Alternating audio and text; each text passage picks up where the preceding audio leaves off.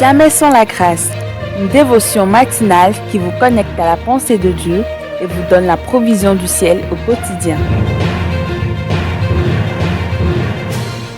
Bonjour chers amis, chers internautes, chers téléspectateurs, nouvelle journée, nouvelle provision. Bienvenue dans cette troisième dévotion de cette semaine. Que Dieu vous bénisse. Grande est ma joie de vous savoir encore nombreux dans cette dévotion. N'hésitez pas, vous avez une question, un sujet de prière, peu importe, vous voulez nous rentrer en contact avec nous, vous pouvez simplement nous contacter sur notre numéro plus 33 603 96 99 72. Que Dieu vous bénisse, Père. Nous demandons ta présence sur l'instant présent, parce que ta présence brise les jougs, et nous prions, Seigneur, que peu importe le fardeau ce matin, oh, il est brisé au nom puissant de Jésus. Nous retrouvons la liberté, la paix de vivre avec toi. Béni sois-tu, Jésus. Amen.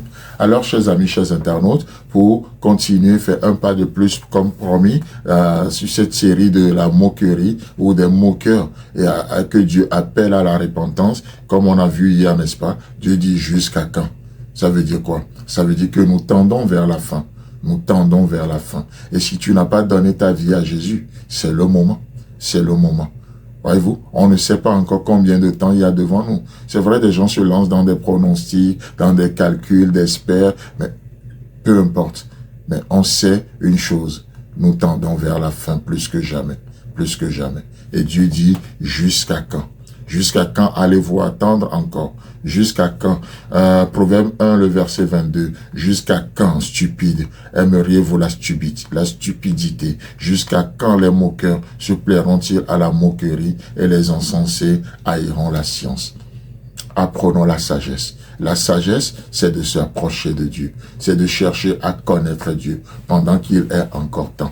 Voyez-vous? Et ce matin, je fais un pas de plus avec nous, chers amis, toujours dans le Proverbe chapitre 3, le verset 34. Proverbe chapitre 3, le verset 34.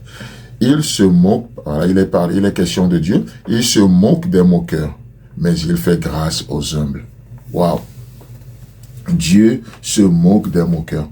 Je trouve ça assez intéressant, et que parfois Dieu, dans sa souveraineté, se permet de se servir de la mesure dont nous nous sommes servis pour servir les autres.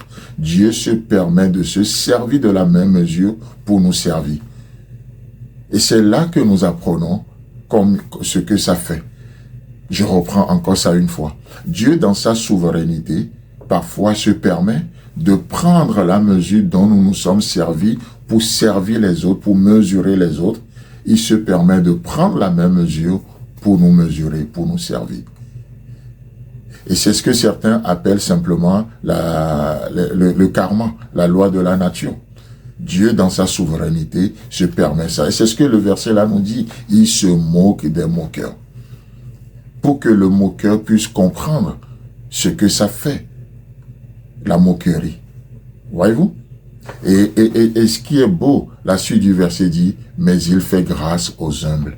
Chers amis, chers internautes, vous faites partie de quelle catégorie? Les moqueurs ou les humbles? Oh, moi je décide ce matin, je dis Seigneur, aide-moi et maintiens-moi dans cette catégorie des humbles. Des gens à qui tu fais grâce. Parce que s'il y a une chose dont j'ai besoin aujourd'hui, ce ne sont pas mes mérites. J'ai juste besoin d'être porté par ta grâce. J'ai juste besoin d'être supporté par ta grâce. Je n'ai pas besoin de te résister. Je n'ai pas besoin d'une mesure méritée. J'ai juste besoin de ta grâce, encore aujourd'hui. Chers amis, chers internautes, vous savez, il y a deux façons d'apprendre dans la vie. La façon la plus simple c'est et agréable, c'est d'écouter Dieu et de vivre. Vous écoutez Dieu, vous apprenez à écouter et vous vivez. C'est la façon la plus simple. Et d'ailleurs, je pense que c'est pour cette raison d'ailleurs que Dieu nous a créé deux oreilles et une bouche. Mais malheureusement, certains spirituellement, ils ont deux bouches et même pas d'oreilles, parce qu'ils ne savent même pas écouter Dieu, ils ne font que parler, ils ne font que raisonner. Mais Dieu nous a créés avec deux oreilles pour que nous puissions écouter doublement, et il nous a créés avec une bouche pour que nous apprenions à parler moins. à parler juste pour dire l'essentiel. Mais la seconde façon d'apprendre, elle est beaucoup plus complexe, n'est-ce pas?